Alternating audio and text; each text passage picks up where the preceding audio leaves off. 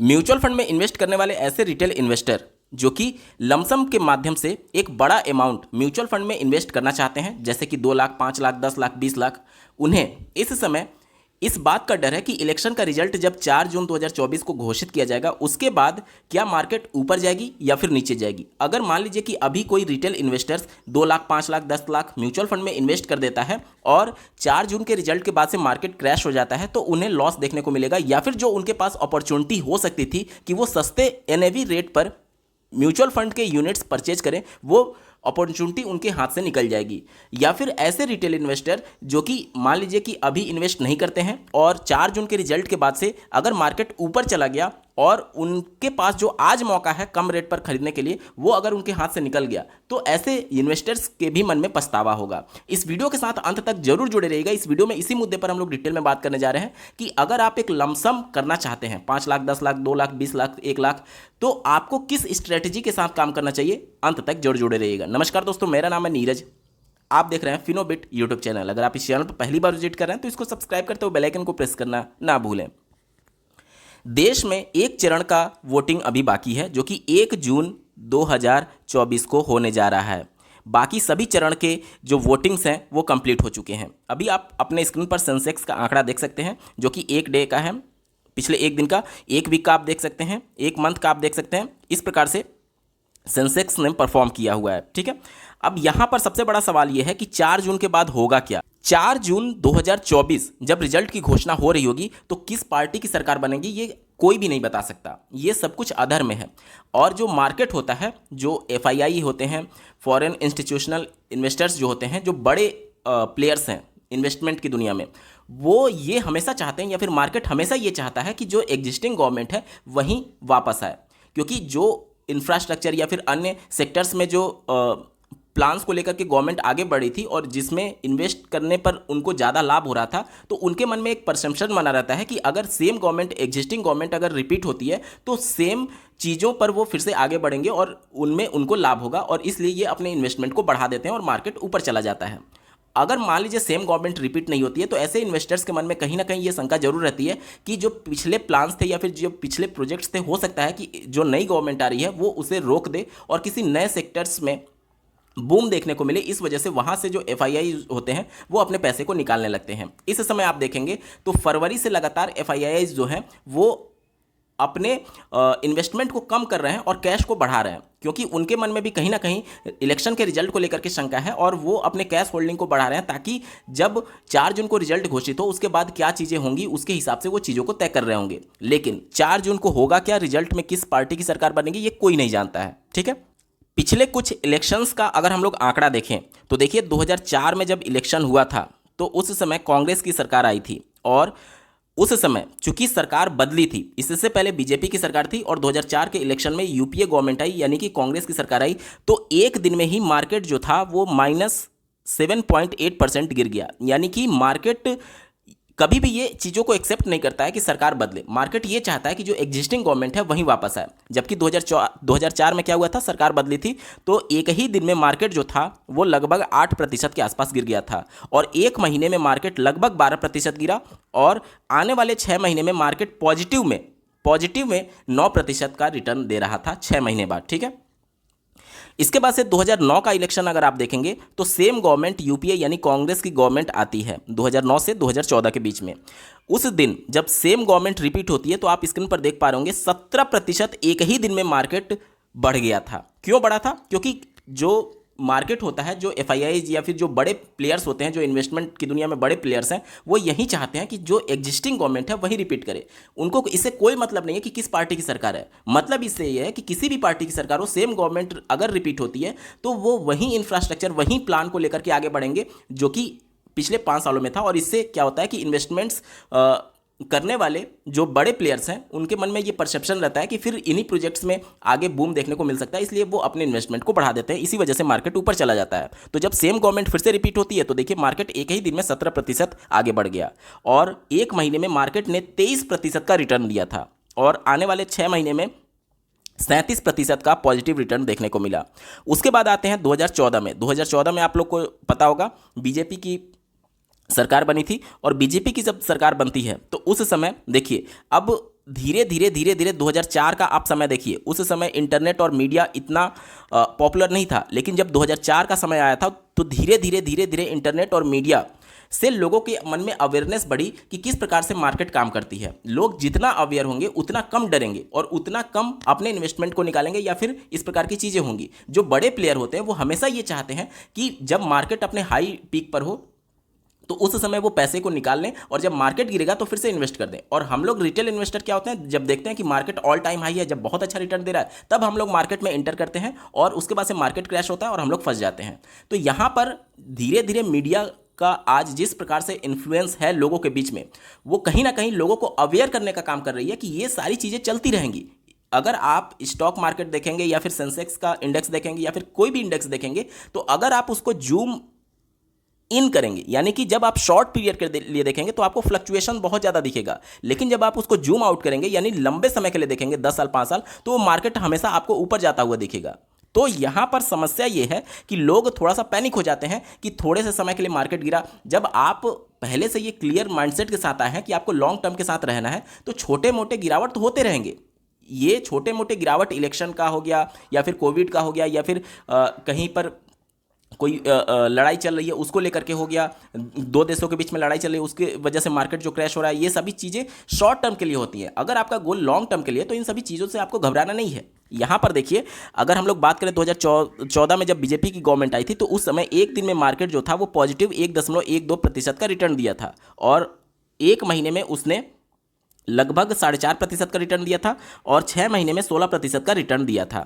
उसके बाद जब 2019 में सेम गवर्नमेंट रिपीट होती है, तो यहाँ पर देखिए एक दिन में इन्होंने 1.6% का रिटर्न दिया था। अगले एक महीने तक मार्केट जो था वो बिल्कुल कांस्टेंट था, यानी कि ना तो पॉजिटिव ना तो नेगेटिव, और आने वाले 6 महीने में 1.5% का इन्होंने रिटर्न बना करके दिया था। तो इन आंकड़ों से अब थोड़ा बहुत आपको आइडिया लग रहा होगा कि पहले जो था वो मार्केट बहुत ज़्यादा फ्लक्चुएट करता था, लेकिन जैसे जैसे इंटरनेट और लोगों के बीच में अवेयरनेस बढ़ी सोशल मीडिया की वजह से, उसके बाद से लोग भी धीरे धीरे अवेयर होने लगे कि ये सारी चीज़ें शॉर्ट टर्म के लिए होती हैं, लॉन्ग टर्म में आपको बहुत ज़्यादा चीज़ें इंपैक्ट करती हुई नहीं दिखेंगी। जैसे देखिए, मैंने यहाँ पर एक दिन का सेलेक्ट किया हुआ है, तो यहाँ पर देखिए कितना ज़्यादा फ्लक्चुएशन दिख रहा है। अगर मैं इसको बढ़ा करके एक वीक कर देता हूँ, तो यहाँ पर आप फ्लक्चुएशन देख सकते हैं। एक मंथ अगर मैं कर देता हूँ तो यहाँ पर देख सकते हैं, एक ईयर कर देता हूँ तो आप देख सकते हैं, 3 ईयर कर देता हूँ तब आप देख सकते हैं, 5 ईयर कर देता हूँ तब आप देख सकते हैं, ऑल पर कर देता हूँ तब आप देख सकते हैं। यहाँ पर आपको मार्केट इस प्रकार से देखने को मिलेगा लॉन्ग टर्म में, लेकिन जब आप इसको जूम इन करेंगे, यानी कि जब आप इसको शॉर्ट टर्म में जितना ले जाएंगे उतना ही ये आपको फ्लक्चुएशन और इस प्रकार की चीज़ें दिखेंगी कि बहुत ज़्यादा मार्केट वोलेटाइल है। तो जब शॉर्ट पीरियड में आप देखते हैं तो मार्केट आपको वोलेटाइल ही दिखेगा। अगर आपका लॉन्ग टर्म का विजन है तो आपको घबराना नहीं है। आप लंबे समय के लिए अगर आए हुए हैं तो आप बने रहना है, मार्केट ऊपर जाए या फिर नीचे जाए, ये छोटे मोटे इवेंट से इस प्रकार से मार्केट इंपैक्ट हमेशा होता रहता है। अब एक बार बात कर लेते हैं कि अगर आपको 2 लाख, 1 लाख, 5 लाख, 10 लाख इन्वेस्ट करना ही है एज ए लमसम, तो आपको क्या करना चाहिए। देखिए, अभी 4 जून के बाद क्या होगा कोई नहीं जानता है, तो आप दोनों प्रोबेबिलिटी के साथ आगे बढ़िए। पहला कि अगर सेम गवर्नमेंट यानी एग्जिस्टिंग गवर्नमेंट अगर वापस आती है, ठीक है, और दूसरा कंडीशन कि अगर एग्जिस्टिंग गवर्नमेंट जो है वो वापस नहीं आती है और किसी नई पार्टी की सरकार बनती है, तो उस कंडीशन में क्या होगा। अगर सेम गवर्नमेंट फिर से रिपीट हो जाती है तो क्या होगा, सेम गवर्नमेंट आने से मार्केट थोड़ा सा पॉजिटिव रिस्पांस दे सकता है, और अगर एग्जिस्टिंग गवर्नमेंट आती है तो क्या होता है, मार्केट थोड़ा सा निगेटिव रिस्पांस दे सकता है, यानी कि मार्केट थोड़ा सा क्रैश हो सकता है, करेक्ट हो सकता है। तो अगर हमें 10 लाख इन्वेस्ट करना है और चूंकि एक चरण का वोटिंग अभी बाकी है, तो उस दौरान हमें क्या करना चाहिए कि अपने फंड को 2-3 पार्ट में डिवाइड करना चाहिए। हमें इसका भी लाभ लेना है, इसका भी लाभ लेना है, दोनों कंडीशन में हमें लाभ लेना है। हमें अगर 10 लाख इन्वेस्ट करना है तो 5 लाख अगर हम 1 जून से पहले, यानी जब मार्केट थोड़ा थोड़ा प्रिडिक्ट करने लगे कि कौन सी गवर्नमेंट आ रही है, उससे पहले 1 जून को, चूंकि अंतिम चरण की चुनाव है इसलिए मैं बता रहा हूँ, उससे पहले आपको 5 लाख इन्वेस्ट कर देना है। इससे फ़ायदा ये होगा कि मान लीजिए कि 4 जून के बाद मार्केट ऊपर गया तो आपको इस बात का रिग्रेट नहीं रहेगा कि आप 4 जून से पहले मार्केट जब कम था तब आप पैसा लगा सकते थे लेकिन आपने नहीं लगाया। तो अगर आप आधा पैसा लगा चुके होंगे और 4 जून के बाद मार्केट अगर ऊपर गया सेम गवर्नमेंट रिपीट होने के कंडीशन में, उस समय आपको रिग्रेट नहीं होगा और बाकी का जो आधा पैसा बचा है वो आप लगा सकते हैं। तो इस बाद में जा करके, ठीक है, आप 1 महीना या फिर कुछ दिन वेट कर सकते हैं, उसके बाद से आप पैसा लगा सकते हैं। तो कहीं ना कहीं आपको ये बात का रिग्रेट नहीं रहेगा कि मार्केट पहले कम था, हमने इन्वेस्ट नहीं किया और मार्केट अब बढ़ गया। अब मान लीजिए कि 4 जून के बाद सेम गवर्नमेंट रिपीट नहीं होती और मार्केट क्रैश हो जाता है, तो उस दौरान क्या होगा कि जो 5 लाख आपने पहले इन्वेस्ट कर रखा है और 5 लाख जो आपके पास बचा है, तो जब मार्केट क्रैश होगा तो आपके पास 5 लाख और कम एनएवी रेट पर खरीदने का मौका मिलेगा, यानी कि आपको और ज़्यादा यूनिट्स मिलेंगे, आप सस्ते रेट पर खरीद पाएंगे। तो यहाँ पर भी आपको रिग्रेट नहीं होगा कि चूंकि आपने आधा ही पैसा 4 जून से पहले लगाया होगा, यानी महंगे रेट पर खरीदा होगा, और अगर 4 जून के बाद मार्केट क्रैश होता है तो आपके पास मौका रहेगा कि आधा पैसा यानी 5 लाख आप 4 जून के बाद लगा रहे हैं। मतलब दोनों कंडीशन में आप लाभ ले सकते हैं। इसके लिए जरूरी यह है कि अगर आप 10 लाख, 5 लाख, 2 लाख कुछ भी इन्वेस्ट करना चाहते हैं तो अपने पैसे को 2-3 पार्ट में करके इन्वेस्ट करिए। आधा पार्ट अभी आप इन्वेस्ट कर सकते हैं और आधा पार्ट आप बचा करके रख सकते हैं 4 जून के इलेक्शन के रिजल्ट के बाद के लिए। उम्मीद करता हूं आपको चीज़ें स्पष्ट हो रही होंगी। साथ ही साथ इंडिया विक्स जो है उसके चार्ट से हमें थोड़ा बहुत आइडिया और मिल जाएगा कि आने वाले एक हफ्ते में मार्केट किस प्रकार से मूवमेंट दिखाने वाला है। दोस्तों यहाँ पर आप निफ्टी विक्स का आंकड़ा देख पा रहे होंगे। इस समय अगर हम लोग देखें तो ये 21.71% के आसपास है, 21.71 के आसपास। अब यहाँ पर इंडिया विक्स हमें ये बताता है कि आने वाले फ्यूचर में मार्केट किस प्रकार से वोलेटाइल हो सकती है। ये जो आंकड़ा है ये ईयरली का है, यानी एक साल में, आने वाले एक साल में मार्केट या तो पॉजिटिव का 21.71% रिटर्न दे सकती है या फिर निगेटिव का 21.71% रिटर्न दे सकती है।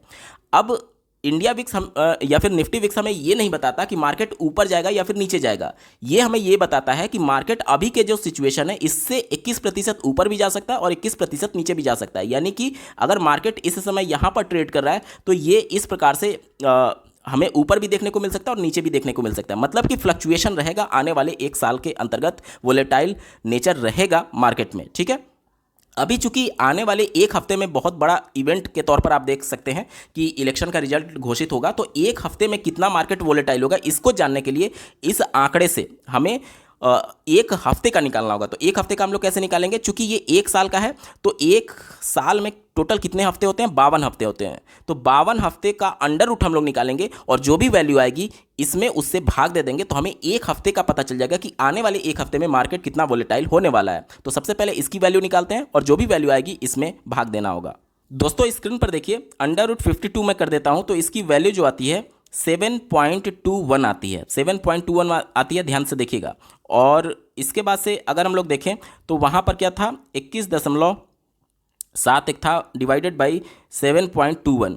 तो यहाँ पर आप देख सकते हैं आने वाले एक हफ्ते में मार्केट जो है वो पॉजिटिव का +3% या फिर निगेटिव का 3% फ्लक्चुएट कर सकती है। यानी कि एक हफ्ते में जब रिजल्ट घोषित हो रहा होगा तो उस समय मार्केट अभी जो मान लीजिए यहाँ पर ट्रेड कर रहा है तो 3% ऊपर भी जा सकता है और 3% नीचे भी जा सकता है। तो दोनों कंडीशन के लिए आपको तैयार रहना होगा। अगर आपको 10 लाख इन्वेस्ट करना है तो आज के डेट में अभी 1 जून से पहले जब मार्केट थोड़ा सा इस समय कन्फ्यूजन की स्थिति में है तो उसका आप लाभ ले सकते हैं। 1 जून तक अगर आप देखते रहिए, नज़र बनाए रखिए, जिस दिन मार्केट थोड़ा सा करेक्ट हो या फिर क्रैश हो उस दिन आप अपने आधे पैसे को 5 लाख इन्वेस्ट कर सकते हैं और बाकी का जो आप बचा करके 4 जून के बाद के लिए रख सकते हैं। अगर मार्केट ऊपर गया तो भी आपको रिग्रेट नहीं होगा क्योंकि आधा पैसा आप कम रेट पर लगा चुके होंगे, और अगर मार्केट नीचे गिरा तो भी आपको रिग्रेट नहीं होगा क्योंकि आधा पैसा अभी भी आपके पास बचा हुआ है 4 जून के बाद इन्वेस्ट करने के लिए। तो इस स्ट्रेटेजी के साथ आप लमसम इन्वेस्टमेंट कर सकते हैं और अपने लिए लॉन्ग टर्म इन्वेस्टमेंट के माध्यम से एक बड़ा कॉर्पस जनरेट कर सकते हैं। दोस्तों